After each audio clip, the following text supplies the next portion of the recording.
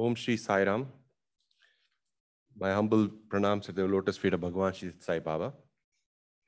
Sai Ram, dear brothers and sisters, welcome to the 8th edition of Samarpan at the Sarvadharma Service Center in Howell Township, New Jersey, on the very auspicious day of Krishna Janmashtami. I have the greatest pleasure to introduce today's Samarpan speaker, our very own dear brother, Mahesh Vellanki. Mahesh was born in Andhra Pradesh, India, into a traditional Hindu family and grew up in Hyderabad until he was 22 years old. He's the first member in his family to come into Swami's fold at the young age of 21. At this age, he developed a lot of interest in spirituality after reading the books of Paramahansa Yogananda, Man's Eternal Quest, and the Autobiography of a Yogi. Subsequently, he also read some popular books and literature on Bhagavan Shri Sai Baba, like My Baba and I, Sai Baba Man of Miracles, Satya Sai Speaks, Vahini series, etc. These books had a profound impact on Brother Mahesh for him to lead a very purposeful life and try to put into practice some of those teachings. And we can vouch that he does practice it. While Lord Rama was his favorite form of God early in his life, he began accepting Bhagavan Shri Sai Baba also as God incarnate due to his teachings, actions, manifestations, and responses to his prayers.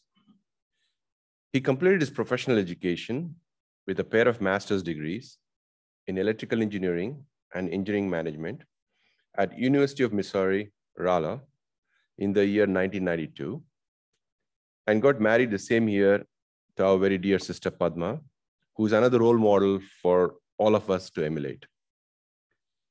He then worked at Bell Labs for 7 years, inventing patented technologies in manufacturing telecommunication equipment, and subsequently at Goldman Sachs for 23 and counting years, in creating financial software solutions, where he is currently the managing director and recognized as a technology fellow. He is also the chief data officer for the human capital management division of Goldman Sachs.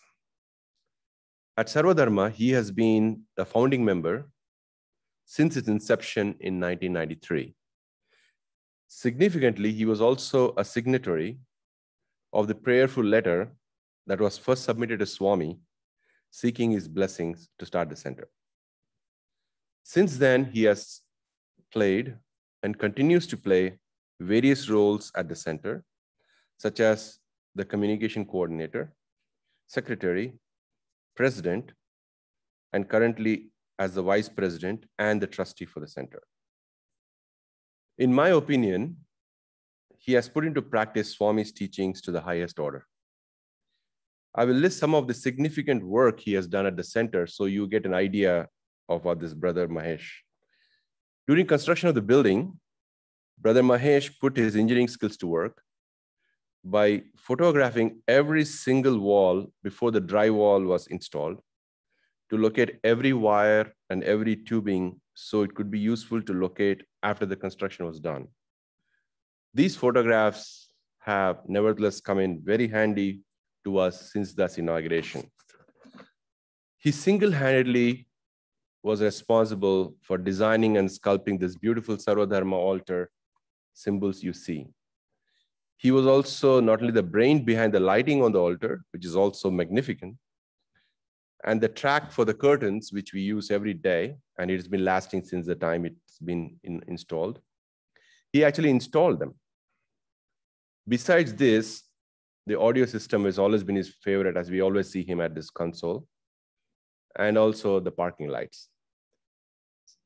After inauguration, Brother Mahesh started several activities at the centers, some of which have become hallmarks for the center, such as the audiovisual connections for the remote teaching, which if you have attended the last annual general body meeting, would tell you how significant role it played in some of those orphans in India. And all the security monitoring of indoor and outdoor is also his responsibility. And for that, he stays late evenings when everybody else is gone, trying to figure out every issue which goes wrong with it. And it does go wrong every turn. He also set up a telephone exchange for the south of building. And he started the Brunch Bites, which is a sandwich program, which has been started, continuing since then as a very popular program every Saturday. And then the COVID relief grocery program that feeds the neediest families, for which our young adults are a source of great inspiration to us. He also spearheaded this telephone connections Sai Cares project for the Sri Satya Sai International Organization. Personally, he's not only very friendly, but a very kind, compassionate, caring, and gentle, but go-getting individual, thus exemplifying how to put Swami's teachings into practice in daily life. It's not an exaggeration to say that without Brother Mahesh, most of what is happening in the center would not have happened, including the Samarpan program. I can go on for a much longer period talking about Brother Mahesh, but I think we all would rather prefer we hear his experiences with our dear Lord Bhagavan Satya Baba. So with this, I invite my brother Mahesh Vellanki to come to the podium and share his experiences with us on the dear Lord. Sai Ram, Mahesh.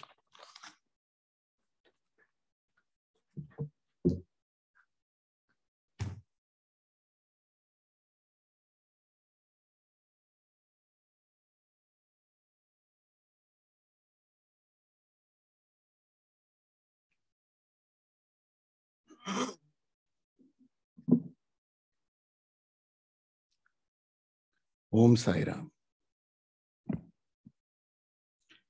My most humble pranams to our dear Lord Bhagavan Sri Satya Sai Baba. I would like to offer my talk completely today to him. Without him and his influence on my life, I would not have had a purposeful life. I would not have had a purpose at all in this life, leading just, being blown by the wind and just going and doing things as it comes with whims and fancies of my mind. He has established himself as a benchmark in how one should conduct themselves in all situations, in all roles. Is the absolute reference as Lord Rama, in my view. So this Samarpan program is more about offering ourselves, basically describing and extolling his story as he has influenced all of us in inspiring us to do things that he wants us to do. So it's more a his story heard from several mouths coming out of this podium. And today, I can't imagine that this actually happened in our lifetime, that absolute reference I'm talking about, Lord Rama himself, he walked on earth, we have seen him, we have heard him, we've interacted with him, and some of us are fortunate to actually, touch him, talk to him, and receive some of his blessings in person. We are so blessed with unmeasurable magnitude in witnessing pure divinity here. And thanks to Radio Sai, all his teachings, talks have been recorded and played back over and over again. It's a big fortune for all of us. Next, I would like to offer my most and deepest gratitude to my parents, without whose sacrifices, love, and care in raising me, I would not be here today. They both are teachers with humble beginning. My mother used to teach school subjects, and my father used to teach sports. I offer my special gratitude to my mother, my dear mother, Srimati Arudra, who made several sacrifices and faced hardships in life and taught me how to serve and pray. She continues to be an inspiration even today as she relocated to USA from India after retirement. She learned how to drive. She works part-time in a library. She used to teach Balvika students at the SSC in East Brunswick Center before the lockdown. And during the lockdown, she actually stitched herself more than 2,000 masks last year during the peak of the pandemic. And now she teaches Telugu to students online all over the place. And she's doing all this while caring for my father, taking care of things at home, and they live independently. And my father is also an inspiration to me in many other ways. He showed me how to live life, be happy, have fun, be bold, and take risks. He was in the Army as part of the NCC training, and he took me along to actually firing ranges. He taught me how to use a gun, aim, and shoot far targets, made me travel in armored tanks, believe it or not, and play billiards and other sports. So I had the fortune to have that mixture and a balance of people. My mother's teaching me how to serve and pray, my father how to play. Next, the most important person in my life with whom I share the longest part of my journey and with whom I share all my joys, sorrows, devotion, and everything. And that's my wife, Padma. Without her constant support, I would not have been able to achieve all of this in life. Whatever I could do at the center here was possible because she was supporting me. I'm sure it's the same with many of my brothers here. Without their spouses and support, nothing here would have happened. And I also credit, while my mother is responsible to put me on track, my wife Padma is responsible to keep me on track, to stay on track. She remains a constant check on my moral index and immediately points out any deviations I may have from the right path and without delay.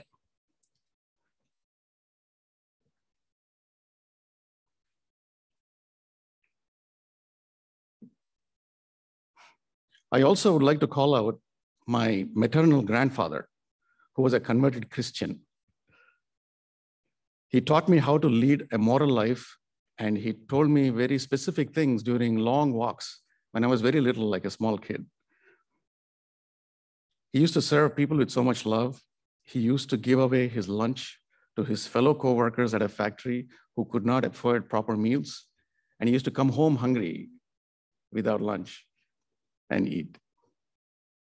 And I was also influenced by my teachers, friends during childhood who followed different faiths. Finally, I will be remiss if I do not offer this Samarpan program to my fellow Sai brothers here at the center, with whom I'm sharing the same journey to realize God and who so lovingly have invited me today to offer this Samarpan. I do not know if I deserve. There are many more people who have close contact with Swami. I do not have that many interviews with Swami to talk about, but I do have feeling, that God has been interacting with me in many ways, and that's what I would like to share here today. They are, to me, my brothers here are true inspiration, every one of them. And the reason why I look forward to come here to the center every Saturday and serve the community with joy, along with all of these brothers.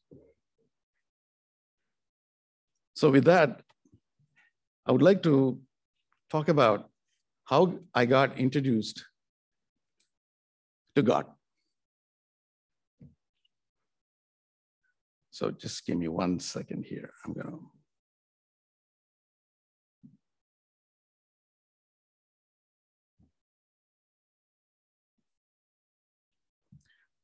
So the first thing that has happened, it's the first hello from God, the broken pot incident. I was probably about 8 years old, maybe, and probably in 5th or 6th grade. I was home alone. It was a summer vacation. My mother was at school, nobody here at home. And that was the time by when already I was introduced to, praying Venkateswara Swami and all the other gods at home. And it mostly was a ritual. And my mother subscribed this Chandamama series. And I used to read that and read the Ramayana in there every week. Every month they used to deliver the new edition, and the Ramayana story used to continue. And I used to imagine all these characters in my head. And one day I got a thought. What happened as I was playing outside? I broke a pot, a clay pot that my mother so lovingly has been growing a plant in it. And this has happened before that, when the pot was broken, she was terribly upset. And she warned. So I know she will be upset that evening when she comes back from school. Then I was so, not afraid. I didn't want her to feel bad for this. So I said, okay, then who can I ask for help? I don't know what to do. I am not supposed to leave home. So I looked at this photo of Lord Venkateswara at the time. And I started crying in front of him. And I remember this incident because it was associated with so much emotion. And that's the reason why I remember this. And I prayed to him saying, Lord, if you're really God, I always do this and everybody thinks that you're God. If you do exist, make sure my mother doesn't get upset when she comes home. It's a very silly and simple thing in life. But for a young mind like me, it was a test. And she comes home. And I was emotionally much more stable. I cried enough. Everything was great. I had that connection. And shockingly, she comes, she sees the broken part. She reacts as if nothing has happened, goes about doing her work, goes and buys a new part, brings it. Nothing, no talk about it. That to me was the first introduction to God, to feel that, oh my God, there is an invisible force out there that exists that does listen to us. So that was my first introduction to God, that God exists. Second one, stolen Ganesha and Lingam story. My mother used to take me along to grocery shopping in the market. There used to be one day a guy who brought these basket full of tiny idols made out of brass. And many of them are different sizes. And it was pretty much like a big basket full of those idols randomly laid out. It's not nicely arranged either. They're like as if beans in a basket. They're like that. And people were taking those with them. And he was there when we went to groceries. One day we saw it, my mother saw it, nothing happened. Second day, my mother again goes there to see. And when she was shopping on the idols, because I was so short next to the basket, and I liked these two little objects. And those were these objects that you see. And I picked these up. Lord Ganesha and Lingam. The shopkeeper, the person who owns this doesn't know, my mother doesn't know. I picked these up, I liked them so much, and I put them in my pocket. I don't know what to do after that. I just put them in my pocket. And I come home, my mother sees, and I show her these two. And she says, what did you just do? You're supposed to pay. And you should have told me, I would have paid him. And I said, I don't know, but I like them. I just picked them because they are a little kid. You don't know what to do. But I like them so much, so I picked them. So next day she goes back to the shop to look for that person. That person was nowhere to be found. And these have remained ever since. And my mom preserved them. And till today, I do abhishekam to these two lingams in my puja mandiram. So this is another incident where I feel he has come into life.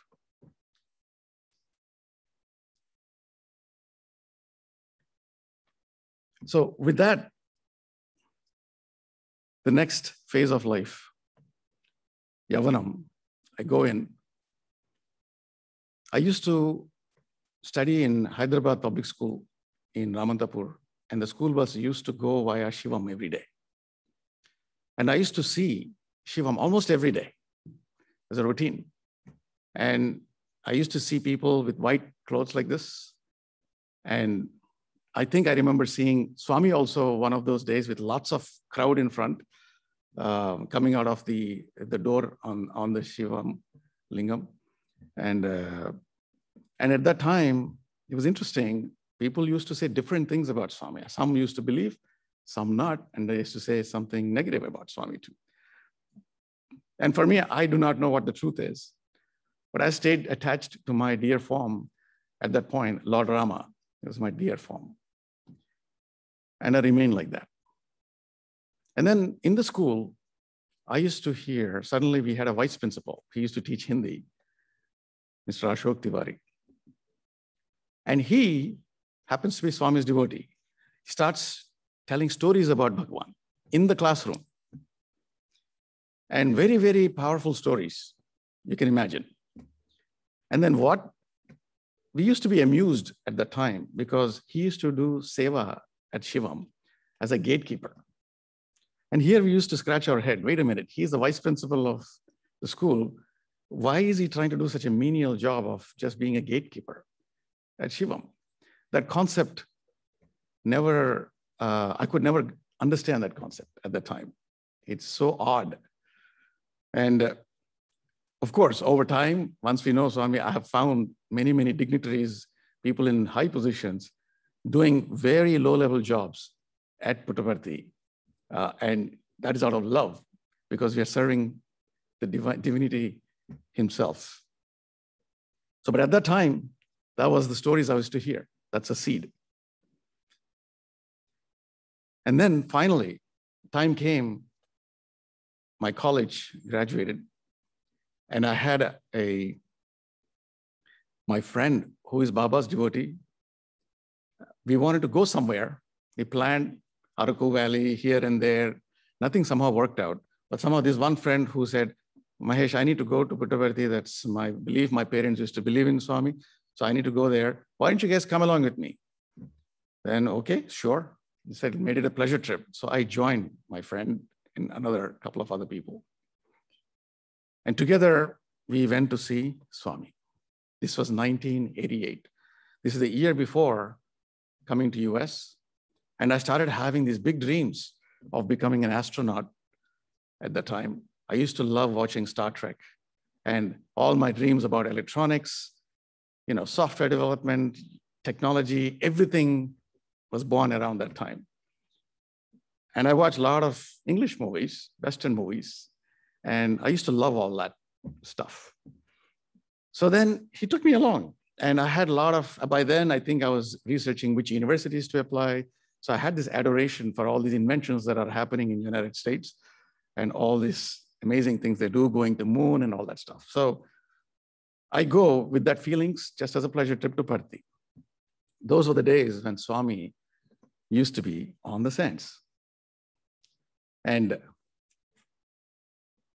he walks over. It's the first experience. I check in along with my friend into this dormitory. No beds, no nothing. And bathrooms are shared outside. And you're supposed to leave your suitcase there and just trust nothing and nobody touches it. I'm sorry, I was not used to that at all. I was only used to India. Oh my God, you leave anything outside, it will be stolen right away. There's no way in the world you would ever leave a suitcase like that with some cash and money in there. And my parents, they are a simple family. My mom gave me some cash. I don't want to lose all that. So it's a very funny feeling. I go there with a lot of nervousness and so much crowd outside and everything. And you take a shower with my friend. He told me, 4:30, you better get ready. Cold water. And that's it. And then we come out and then we sit for darshan. And we leave our chappals outside. That was another fear I had. Oh my God, I'm leaving my chappal also now outside and everything. And then finally you come and sit. And here comes this divine, beautiful, graceful looking form in these orange robes with his bushy hair walking. The moment that form is seen, there were thousands and thousands of people flocked around that sand at the time. I see an immediate silence. Now that was really, really an awesome sight to see for me for the first time. And what amazed me is the amount of control and influence that person had at that point. To me, he's still a person. I didn't accept him as God on everyone. He walks around and I notice him materialize vibhuti. And I'm like, where is it coming from? And he walks. And then he gives that look, which is a classic look up on the top you see. The very first look, most of you must have experienced. I saw the look, looking like that, he calls like this. I thought it was me, but I don't know what to do. Then the person behind me gets up and goes. And then it's over. Then I keep telling my friend, I think he intended to call me. And my friend says, dude, you don't understand. If the person he called is not the right person, he'll make the person go back. So don't get overinflated about this. He knows when to call, who to call. and that was an interesting experience that I had. So then after that, I come to US. But before coming to US, during the same trip in Parthi, here's another shocking thing that I find. The people I adored, the universities, the professors, and the electronics, strangely enough, I see a bunch of professors from, I think it was University of California, Santa Barbara, and a person on a handicapped wheelchair, another person properly walking. I see a lot of, these white American people in the ashram. And here I am trying to go to university far away to study, and those guys are here. So that gives me another break in my mental model. Wait a minute, what's going on here? So there is an influence, not just in India. I think Swami seems to have influence beyond India to everyone. And I asked the professor, why are you coming? What's making you stay? And he says, brother, it's love. And he is divinity personification. He has cured my friends from they were handicapped. So we are coming regularly. One day, with his grace, we might get our legs back. So with that belief, they have been coming every day. So that was another big thing. Then I come to US, 1989.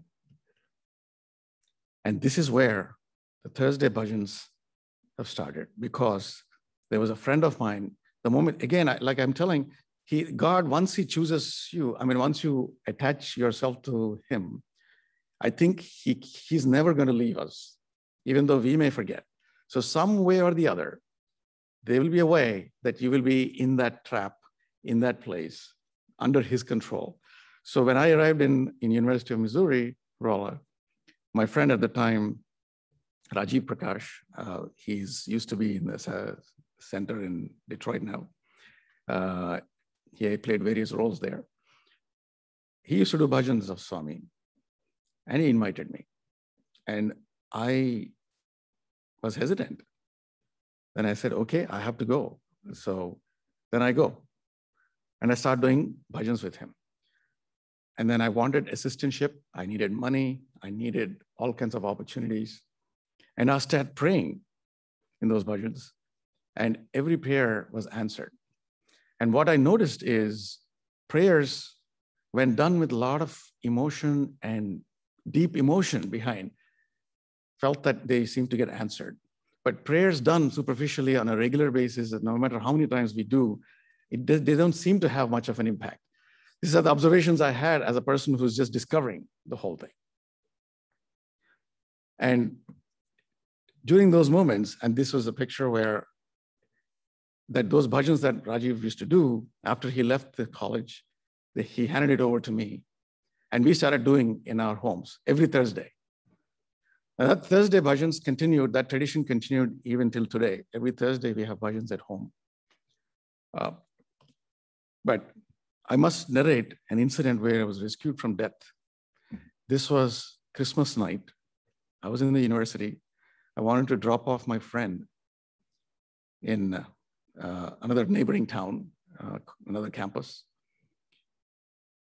And I go, it was dark night, a used car, and the coolant pipe breaks, engine overheats, and it was also snowing, and the temperatures were frigid, not cold, they were frigid, meaning if you roll the window down, put your finger out, 30 seconds is all it takes before your finger gets frozen, and it's gone forever. You don't survive, and you have to amputate it at that point. In those frigid temperatures, my car breaks down, and me and my friend were there. And there were no cell phones in those days. This is 1990. And I thought at that point, that is it. I think, and the cold temperature is seeping into the car. And I felt that I think this might be the end. I don't know if my parents even will know where I am. In a remote place, somewhere in the United States, in a country road, all lights are off. There's no soul. It's Christmas night. No gas stations, no nothing. And it's over. And that's when I said my last prayers to Swami. And I said, if you're really God, please somehow make my parents know that I love them. And I don't know, this is the situation I'm in. Please rescue me or whatever. And it was genuinely emotional because when you really experience death almost coming and hitting you in that way, you will feel like, I think it's over. And brothers, that's when I see two lights coming from far away on the country road. I still remember that day because it's a very emotional moment. And those two lights, when they come, you have a choice. You have to get out of the car to wave the hand, hoping the other person will stop. If the person doesn't stop, you're done because the temperatures are frigid. You lose the heat that is in the car, you just accelerated your death. And lo and behold, the car stops. So I chose not to leave. If I'm meant to be saved, I'll be saved. The car stops, and guess who gets out of the car? It's a police officer.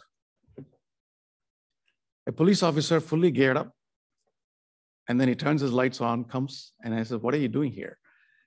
I think the good thing I did is I blinked my lights. But with whatever battery is left, I blinked my lights. And then he comes and says, you are lucky, my boy. If I actually forgot something in the office, I was debating whether to go back or not. I was heading home. I turned off everything. I just forgot something in the office. Something made me feel I need that thing, so I'm coming back. If I didn't do that, nobody would have helped you here today. So he helps us, takes back in the car, in the heated car, in the police car, and then takes us to the town. So what does it tell me? He has been with me all along. The dear Lord Rama that I used to think at the time, and Baba too, who's still in this path of acceptance for me in my head. And like that, there are a few other occasions that have happened. This was extreme cold. I had an experience with extreme heat in Texas too. And underwater drowning situations. There are 3, 4 incidents like that that have happened. I felt when I prayed, I think he answered. And after that, I used to dream about, as I said, working in some company to invent something. And I dreamt something impossible, like to work for Bell Labs and doing research and inventions in the labs. As a master's degree, they generally don't accept in Princeton. They said it's only for PhDs, but given what research you did, we will accept you. So that was another shocking thing for me, although I wished for it. I landed in a job that I liked so much. And after that, marriage. And again, the series of prayers continued. I prayed to Swami that these are the characteristics that I like in my wife. I think I'm asking for a fair thing. Please find the most suitable person for me and send. And I did not do anything else after that. My parents one day send me, finally, after they meet Padma's parents, they send me a picture of Padma in an envelope. I didn't open it. That was the very first face of a woman I'm seeing who I considered to get married. I didn't open that. I placed it right in front of that altar where I was in the room and prayed to Swami. And then I opened that envelope, saw her, and she's the one I married, the one and only that I've seen in my life. And it is a blessing from Swami, completely. Turns out her father also later on indicated they were never Swami's devotees, that he sent first time a check for some relief effort or for some cause to Bhagavan Sri Sathya Sai Baba for the first time and prayed to him to find someone suitable for his daughter. And this happened after a month after that or two, and he sent it. So it felt like a marriage made for us by Swami. That was 1992.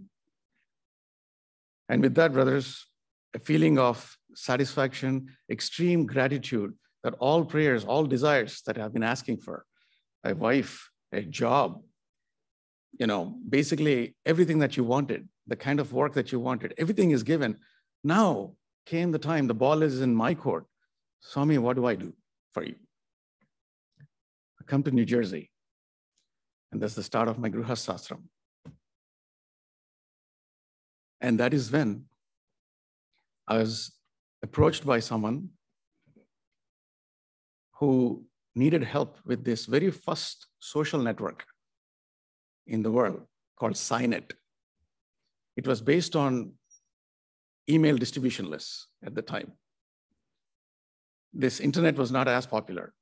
It was a network. And I happened to know all these technologies by then. Then I was one of the administrators of Signit. There were 3 administrators, one in Puttaparthi, one in the United States, which was me, and another one, don't remember. And then it was Kamal Singh who was hosting the hardware for Signit. That's how I met him. And then after that, rest is history with that.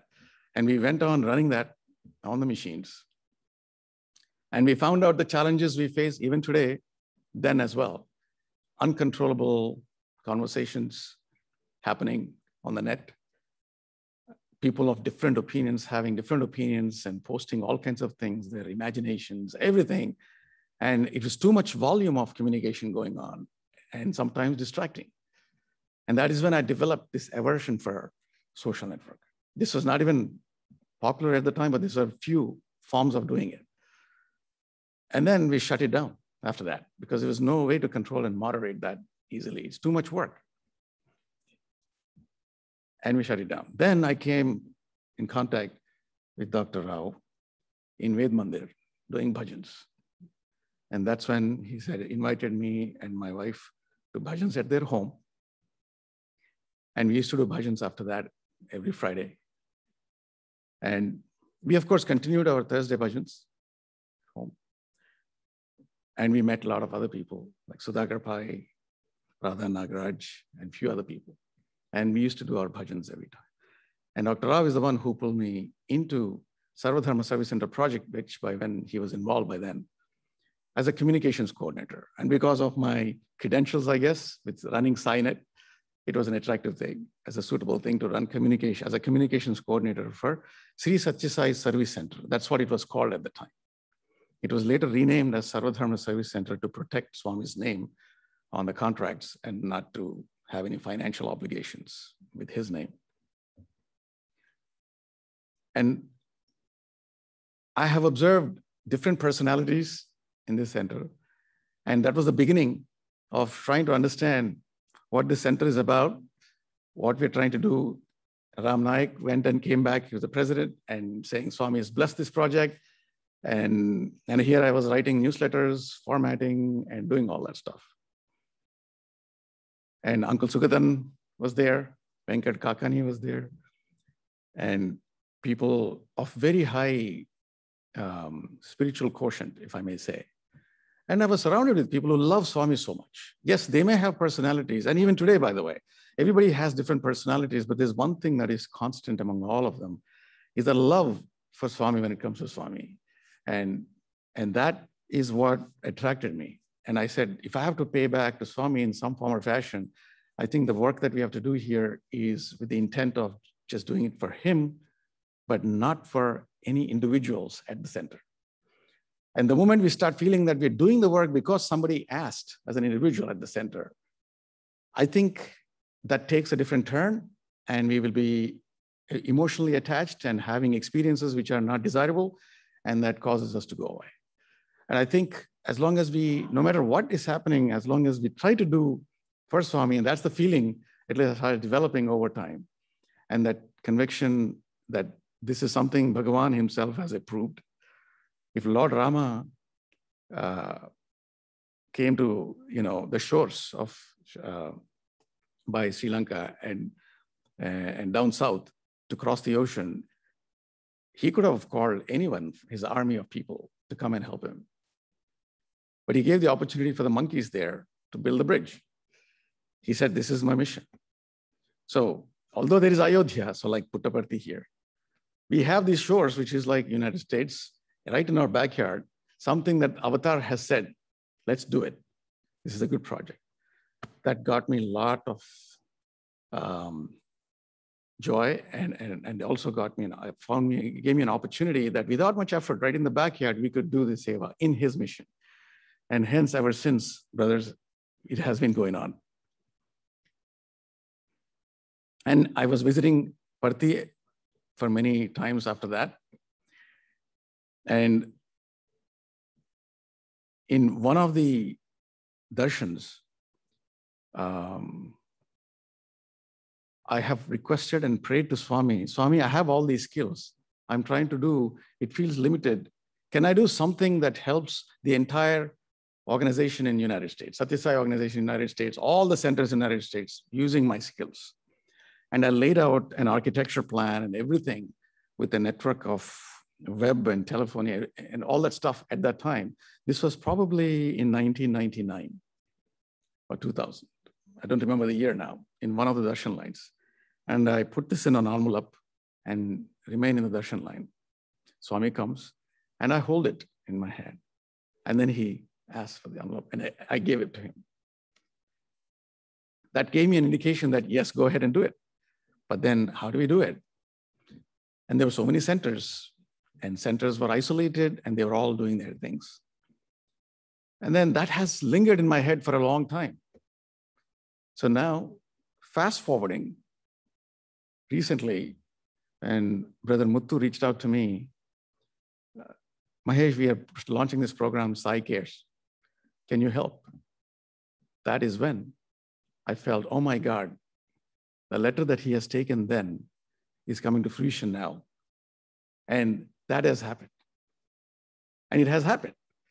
So no matter what we do, I think if our wish is good, if it's not then, it may not be exactly in the same form. Somehow it'll happen. I think he'll make it happen in his own time. So that was how I feel blessed to be part of Sai Cares, not because Muthu and all, we're all instruments and just robots in the end. Things work out like that because of many, many other factors, I think. And then there are many miracles in the making of Sarvadharma Center. I don't have to articulate. Many of my Sai brothers here, elder to me, also can talk about it. But I will just quote some few things. On the inauguration day, there's something that is unexplainable phenomenon that has happened, which is the streaming of video to audience sitting outside. We had a cable connected to the TV outside, remotely streaming. And they were all watching it. And after the program was done, I find, as we were cleaning up, I find the cable disconnected on the floor. And I'm like, how do I explain that? How did it work all along? And I could not understand that. It's still puzzling to me. Now, maybe somebody disconnected it, but that's not possible. The wires were there. Who would do that? But it was disconnected. And it just went through. So that was an unexplainable phenomenon. I'll leave it at that, but I consider it as Swami's miracle. On the day we started Brunch Bites, the very first Seva program, because Swami has instructed us to run this service center as, run this building as a service center, not as a temple for him. It was explicit instructions he gave. So we launched our service activities, many, but on this day when we launched Brunch Bites, the sandwich service, it was an amazing experience. I drive in to the driveway, and I've never seen a sight like this ever after that. There was a hawk that lands on the top right corner of the building. And that hawk stays like that with its wings wide open. I think it must be bathing in the sun, probably. But that is the picture. With the wings wide open, it was sitting there on that morning. And I'm like, I thought it'll fly away. Let me take a picture. He lets me take a picture. He doesn't get perturbed at all when I get off. It lets me take a picture. And that gave me an indication, a super powerful implication. Oh my God, such a good omen for us to start a project here. And brothers, I've never seen hawks here with wings wide open ever since. Maybe they'll come again on another auspicious event, but I have never seen that. I showed it to Bob, our neighbor. He said, yes, it must have happened because recently when he came for a doctor visit, I showed him this picture. He doesn't see this. He never saw this too. He's right our neighbor. So to me, that's an auspicious event. It's an auspicious signal about whenever we start something like this at the center, Bhagavan is here. The second one, I think we talked about it, Sai Cares. The second one is our grocery service that we launched. That was the day, is unbelievable. These beautiful white seagulls, these seabirds, they all landed on our parking lot, filling the parking lot, all our, the protective barriers on the roof, everywhere. And they refused to go. I get off the car, go to them. In fact, they're coming closer to the car, closer to me. And we all were there. We all assembled. They're still there. Until our brother Venkat, who brought some seeds, I think, no, not seeds, bread, the pieces of bread that is left downstairs after sandwich service. He comes out, throws them into the air. They just disappear because they fly and grab them in the air itself. They eat that and they all fly away. Until that point, they were there. This was the launch date of our grocery service. So it's a very direct experience we had launching this. So 2 different occasions.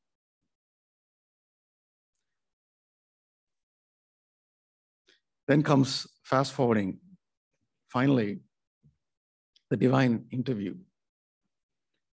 This was August 7, 2004. Our president, then President Dr. Rao, has coordinated a group visit to Parthi, a pilgrimage with about 28 people. And they all assembled for it was a 2-week trip. I happened to join them in the middle because of constraints at work. And every day, we were assigned, I think, some seva opportunity as well in Chaitanya Museum.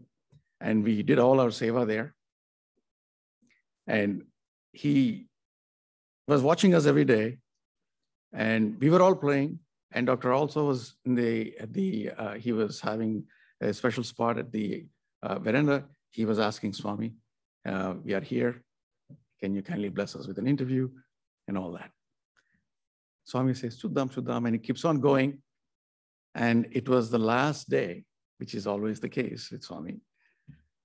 I think Dr. Rao in his Samarpan has narrated this, but I will repeat it because it is his story. Again, no matter how many times we repeat, it is sweet to hear.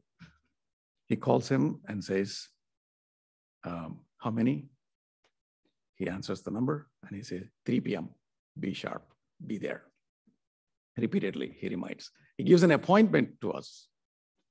So brothers, first of all, this is divinity with such universal power in his hands, and a divinity that displays such power, at the same time displays so much humility. He walks without chappals. He grew up in life with such basic amenities, not a well-to-do family, and everything. So sweetly, he conducts himself.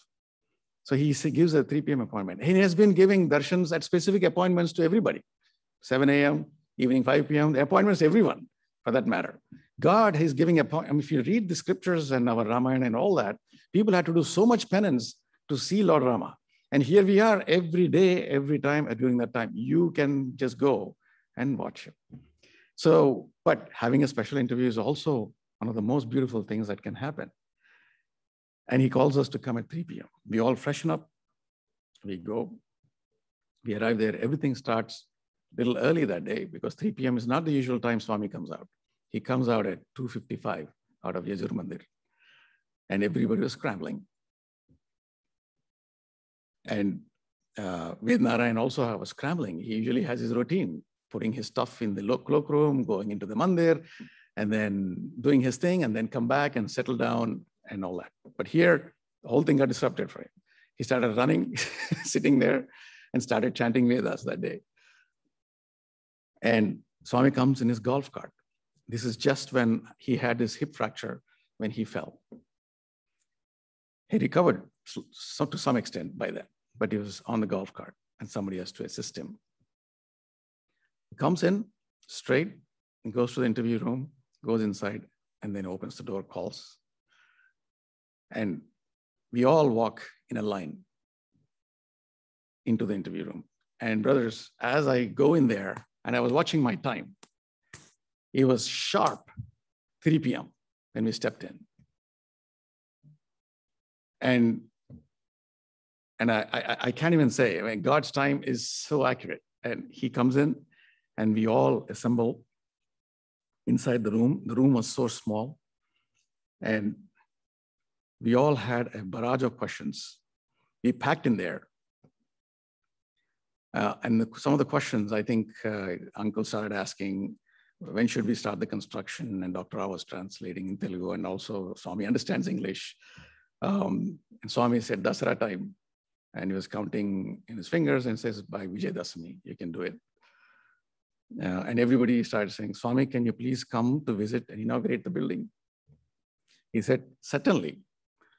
But there'll be so many people in Parthi here waiting for me now. It is hard for me to leave. It's actually, he was saying all this in Telugu. It'll be so nice to narrate this in Telugu, but I'll try whenever possible. I'll do it in Telugu. And Dr. Rao started showing photos of Bhumi Puja. And Swami looks at every picture and says, Santosham. And someone asked, Swami, can we all come again? He says, certainly.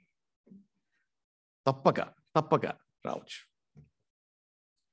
And I think it was Krishna who asked the question, Swami, why are there so many wars going on out there? So many terrorist activities, so many wars going on out there. And Swami says, wars are going on at home itself. Everyone should strive to have peace at home first. Leave the world to me. This was his response. And Dr. Rao shows the electrical drawings, and I think our brother Vijay Tirmal was in the interview room. He points at him, saying these drawings were done by him. And someone asks, Swami, chadukodaniki computer field manchidena? Or is it okay we study computers?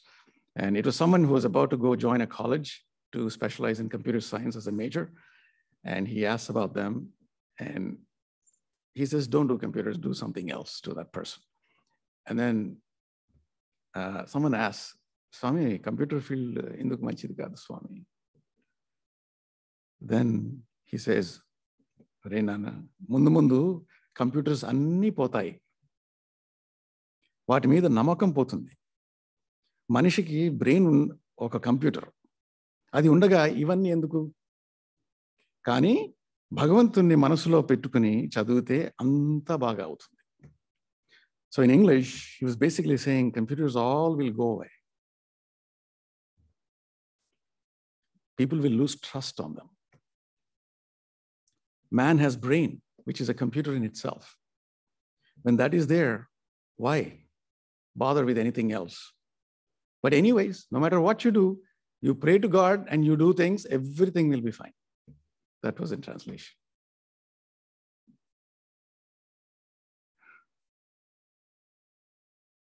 Then someone asks, Swami, please take care of our children very well.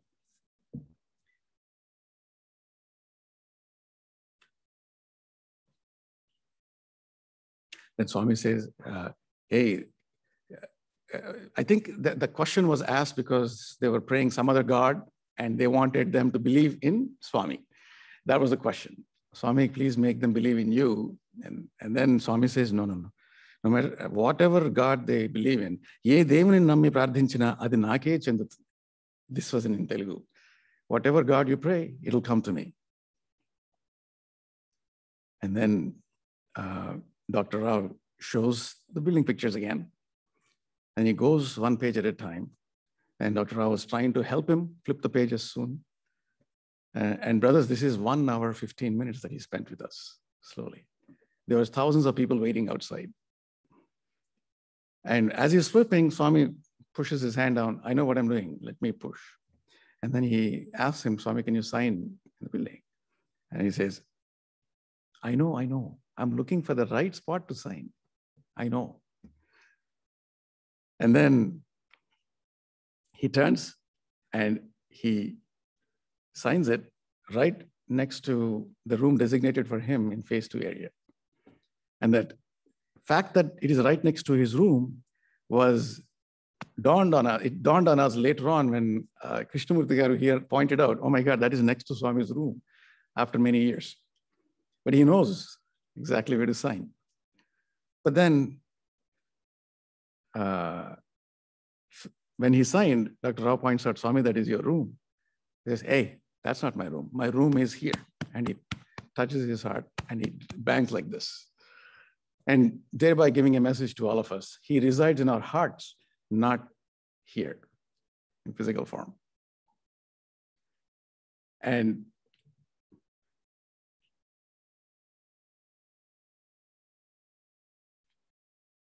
somebody says, and Swami actually asks, as he looks through the drawing, the next page or so, he sees this mesh drawing. It's like a mesh network, a fabric in the phase 2 area, in the lotus shape area.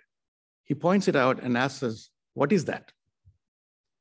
And I think Swami says, Dr. Rao says, it must be some structure. And I also say the same, both Dr. Rao and myself say, I think it's some structural frame, Swami. And then he gives a look.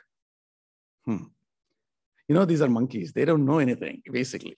But they act as if they know everything and do things as if they know everything. And when we came back, we found out that it's just a drawing artifact. It is not a structure over there. Okay, it proves the point that we are literally monkeys here. We're just robots in the end. We think that we know everything, but he knows. You could tell by that look he gave. One of us also asked him, Swami, can you please ensure all center members work in unison and bring this to completion? He gives a deep look and then he moves on.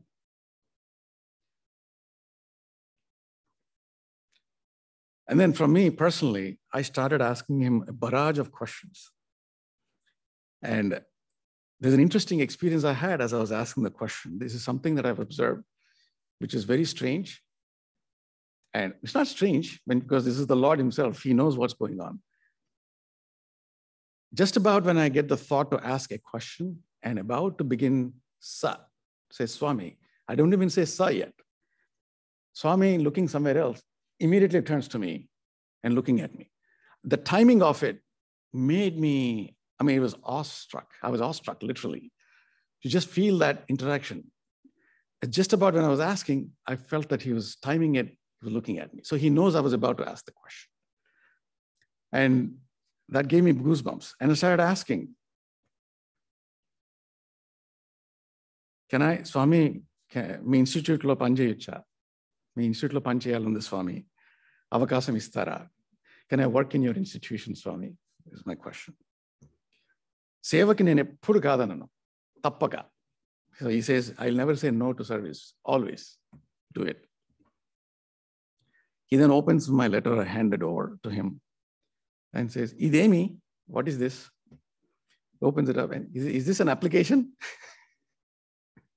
Idemi application, huh? And then reads the letter line by line. And I started feeling guilty. Oh my God, wait, there's so many people here waiting, outside people waiting. Mine is such an unimportant letter, but he's still reading line by line. Everything. And then after some time, he starts talking to others. He again opens my envelope, takes out the paper. It's biodata, this one.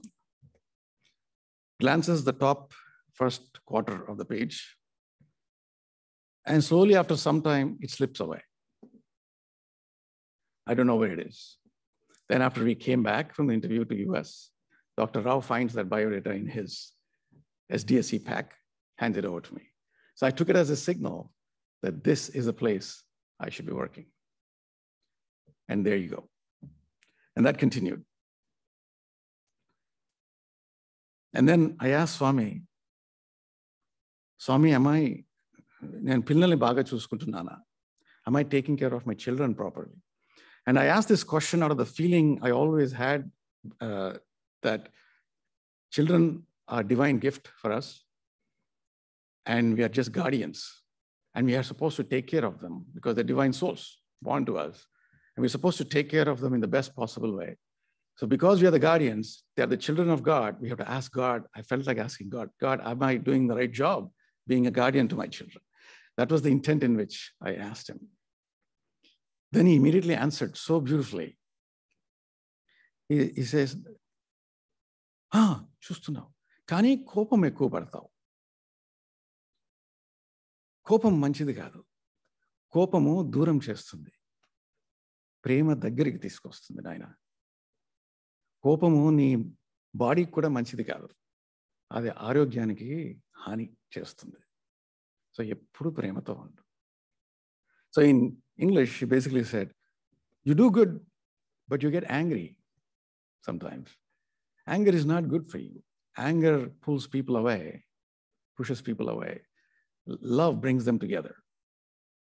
And anger is not good for your body either. It causes ill health. So that was the answer. So I was so glad and happy. I got a direct feedback from Bhagavan so I can course correct myself. I was so happy that day. And then I asked him about giving a message to my family and message to my wife, everything. And he gave all the messages. And then after some time, I asked Swami, Emi cheyamantaru Swami. I didn't know what else. I just asked when I got the turn. I asked, Swami, nannu em cheyamantaru? What do I have to do? Just tell me one thing. And then he says, nothing. ఏమీ లేదు, ఏమీ చేయని అవసరం లేదు. హాయిగా నిర్మలమైన మనసుతో పనికి వెళ్ళిరా నాయనా. Meaning, with pleasant mind and pure mind, go to work and come back. Nirmalam means no negative thoughts, no, everything clean in the head. And after some time, after a few conversations have happened, he then looked at me suddenly and he says, "Em chestuntavu nuvu?" Meaning, what do you do? I said, Swami, I'm a software engineer working in New York City. And again, he waves his hand, looks somewhere else, and again looks at me and again asks, "Em chestuntavu nuvu? What do you do?" I says, "Nenu, Swami," I gave a little bit more details. Swami, Goldman Sachs ki pani chestuntanu. I'm a software engineer. I go to New York City. I don't know what to say. This is what I do. And then, okay. Then again, after some time, he looks at me again and says, "Nenu neeku emanna iste pettukuntava? If I give you something, will you keep it?" And I'm like looking at him and I say, "Swami, me ishtam Swami." And then he turns his head and then he waves his hand, materializes this ring that I hold today and sticks it onto my finger.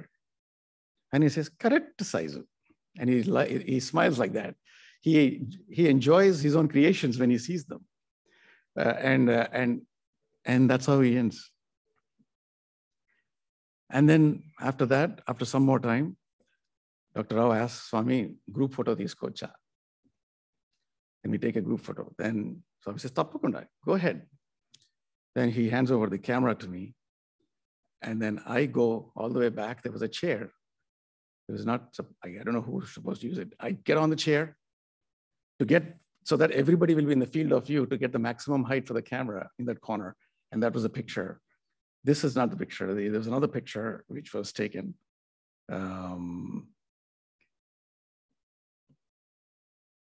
In the middle.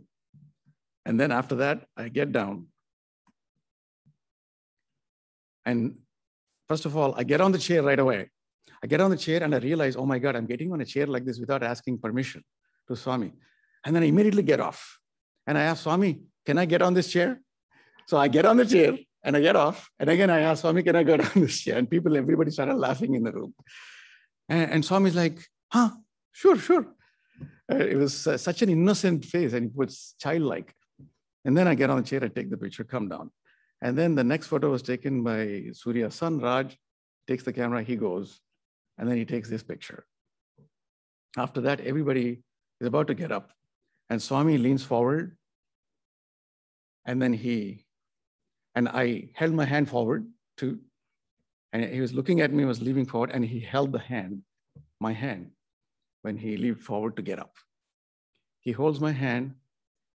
And brothers, that was a moment when I went into a trance. It was such an amazing moment. I touched his hand to my forehead, kissed it. And then I got up along with him. And then I was in trance. I didn't know what was going on. Everybody was getting up. I didn't know what was going on. I held on to his hand still. It was his right hand. And then to remind me to let go, he gently starts rubbing my thumb up on the top like this, because I'm not letting go his hand. And then I realized what is just happening. He gently woke me up. I immediately let go of his hand. Sorry, and I let go. And then he said, like, Atla udilestave, pattuko, venakanichi. So then he says, why did you leave me like that? Hold me from the back. Oh, and then, okay, Swami. And then I come back. I go around and I hold him. And then he starts asking Surya to pick up the bag of vibhuti packets in that bag, that golden bag Surya is holding. And then he starts distributing. And this was the time when, before distributing, people were taking Pad Namaskaram. And everybody was taking it. I also thought, let me take his Pad Namaskaram. Then he says, and this is something Dr. Rao heard clearly, and he reminded me. And he said, "Nee manasulo chesko." In your mind, do Pad Namaskaram in your mind. Don't need to do it here. And then the vibhuti distribution starts. And brothers, he instructed me, you need to push forward, otherwise I'll fall. And then I'm like, that's when I felt his back, the pads. He just came out of the surgery, I think, after the hip surgery. And then I found him finding it difficult to use his right hand to pick up the vibhuti packets with great difficulty. He's trying to hand. So I held his right hand at the elbow and assist him, not push him, but if he tries to get up, I was assisting it. Come down, I remove. So it was an orchestration that was going on for the remaining 27 packets that were distributed. I'm the 20th person. And for everyone, I got the joy. While doing that, my nose was in his hair. I was breathing the air from his hair. Such a, beautiful, wonderful fragrance. He was so beautiful. And then he was so lightweight also. And then he's leaning back like that. And then he was doing. And I was pushing him from the back, leaning back, and then he's pushing him from the back, and then doing this. This happened for all 27 vibhuti packets. Then if it's all, after it's all done, then he started saying Santosham. Then he wanted to make the way so he can go to the door. Everybody parts. And then he starts walking. I was holding him like the same way. And I go towards the door with him. Halfway through, I realized I didn't get the vibhuti packets. Everybody did. And because I was so close to his ear, near his hair almost touching me, I asked him, Swami, Naku vibhuti ivaledu Swami. You didn't give me vibhuti. And then he's like, whoa, wait, where's the basket? And then he looks at the basket and he takes out. Then I put my right hand in front of him. And then he looks for my left hand that side. Oh, then I put my left hand in front of him. Then he looks for my right hand this side. This drama was going on. Then what I do, oh my God, this is not good. Then I literally hug him, put both hands in front of him. And he takes 6 packets, puts on my right hand. And those 6 packets, exactly the same number of people in our household at that point in time. me, my wife, my 2 children, and my parents, 2 of us, totally 6. He picks exactly 6 packets. He knows how much to give, puts it on my right hand, and gave me an opportunity with this drama to hug him, which I always wanted to do to Lord Rama when I saw how Hanuman hugged him once in one of the Chandamama pictures. That dream remained, desire remained. So I took it as, Lord Rama, let me hug him all around with both hands in front. And then after that, he goes towards the building, towards the door, and I gently let go of him. And there was someone at the door trying to open the door themselves, they unlock it. And he says, Amma, unlock cheyadamma, don't unlock, don't do it. He is the host. He does everything. He shows the mannerisms, how to be a host. He first went in, made sure everything is in order, then lets us come in by staying at the door. He lets everybody come in, then he locks the door. And he is the first one to go unlock the door, and then he opens the door himself. Student was waiting outside because they're very alert outside. The moment they hear even a little bit of sound, they're alert. He then shows up. The moment he shows up, again, there's a sense of calm in the whole Kulwant hall. And he stays there for some time, doing like this, and then walks out. And then gently we all leave.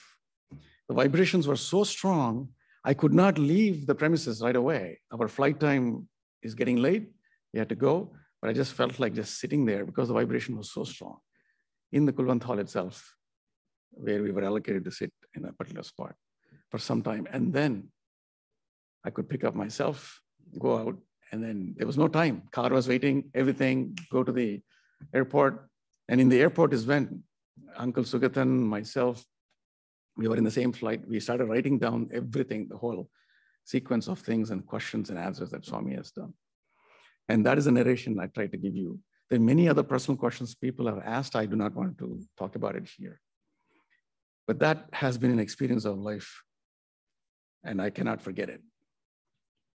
And fast forwarding 2011, brothers, February 2011, I had this strong desire, somehow, I don't know why, to go to Puttaparthi.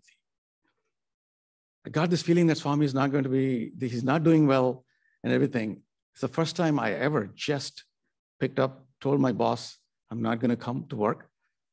Next few days, I need to take off. And Padma said, you should go. If you feel that way, just go. I didn't notify anyone. I just left to Puttaparthi, catching a flight on February 11th. And he was not coming for darshans at that time. He's already feeling very sick on 2011. And one day he does on the evening. And that was the last darshan I have.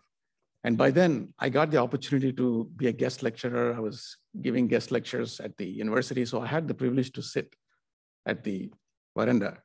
And I was able to take this video, my last darshan video of Swami, February 22nd, 2011 at 7:20 p.m.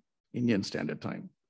And exactly, 2 months from then, you know what has happened. April 24th, around 7:40, Swami was declared as left his body. And this was the last darshan, which I would like to give you.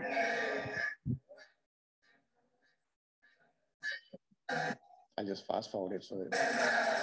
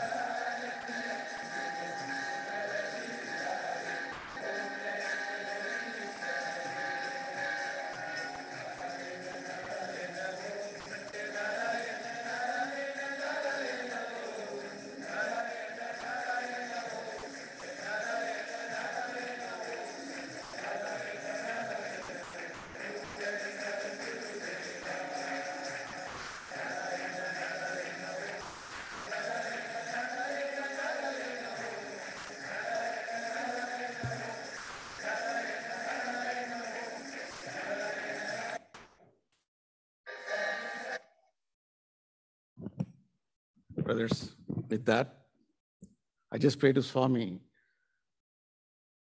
that he always gives me the strength, conviction to serve at his lotus feet without getting distracted with any of the Maya that he creates with anyone or anything in this world, and lead this life such a way that it is deserving of seeing him again. With that, I end my Samarpan talk. Sai Ram.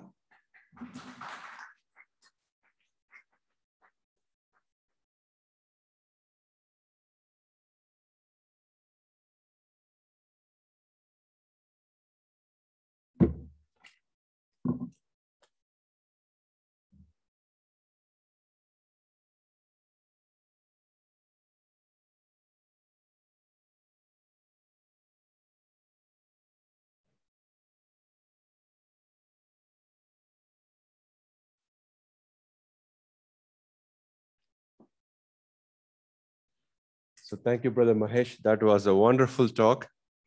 I mean, it was speaking for Sarva Dharma Service Center itself. And the interview, you went minute by minute, and it was, we all relived that moment with you. I mean, it's what a privilege to, hug Swami and to, breathe into his hair. I mean, that's amazing what you've gone through. And of course, that has been the biggest motivation. I can see why you are so driven in doing the work here at the center. And we all pray that Swami still blesses you more and gives you the same energy to continue for the center. So thanks again. It's a wonderful talk. Okay, Saram. So with that, I would like to have our very senior brother of ours, Mr. Kasturi Garu, come and give a couple of words and also to honor our brother for today. So a couple of words first. Sarah.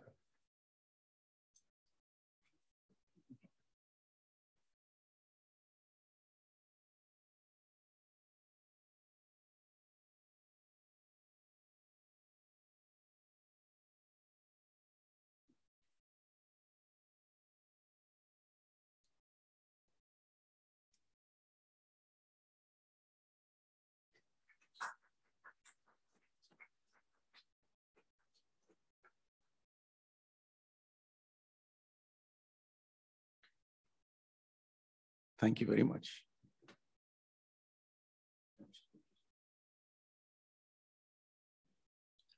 Sairam, that was a very powerful presentation. I never heard so far from Mahesh in details. I heard here and there, but this was very gripping.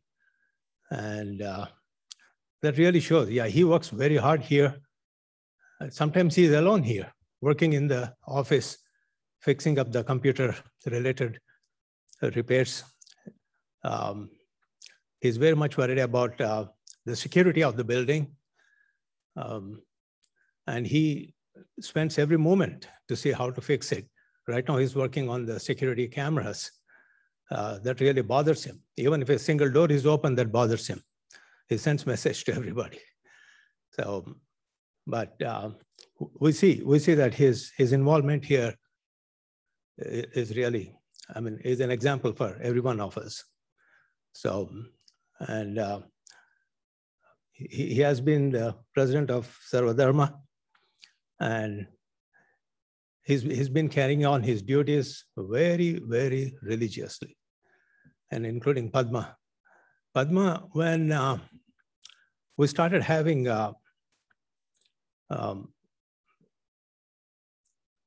working on Sarva Dharma and maintaining the Sarva Dharma, she was only the person I remember bringing us lunch for all of us every week. And that inspired, I think, a lot of us to join her. And then not only that, she teaches from the media room, reaches out to the needy children in India. So, but she's so quiet. No one knows what she's doing, but she's doing amazing work. So thank you, Padma, for your inspiration. So with that, yeah,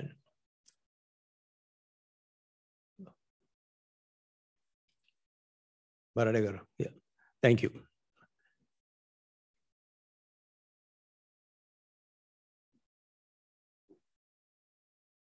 Thank you, Krishnamurti garu. It is such a beautiful way to convey for us, because just like Mahesh, embodies a lot of the Sarvadharma activities. Sri Krishnamurti garu is an amazing person who has been practically running the other wheel of the center. Without him, and I don't know where the center will be at this point. So thanks again for coming by. And I think it really emphasizes the greatness of this theme called Samarpan. It lets us see the insight into all our devotees, which I didn't know till now. A lot of the things which Brother Mahesh said, we never knew, even though we've been working together for so many years and, practically spending so many hours a day. But this kind of insight about their relationship with Swami is so unbelievable. And I think that's a great honor for us to have in this program. And as Sri Krishnamurti garu said, Sister Padma is also a source of great inspiration to all of us. In the quiet effort she puts in. Even now, she was teaching the children in India, and we had to drag her back here.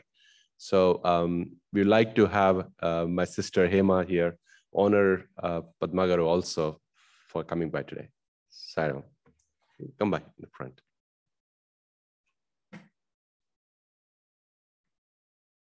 Yeah.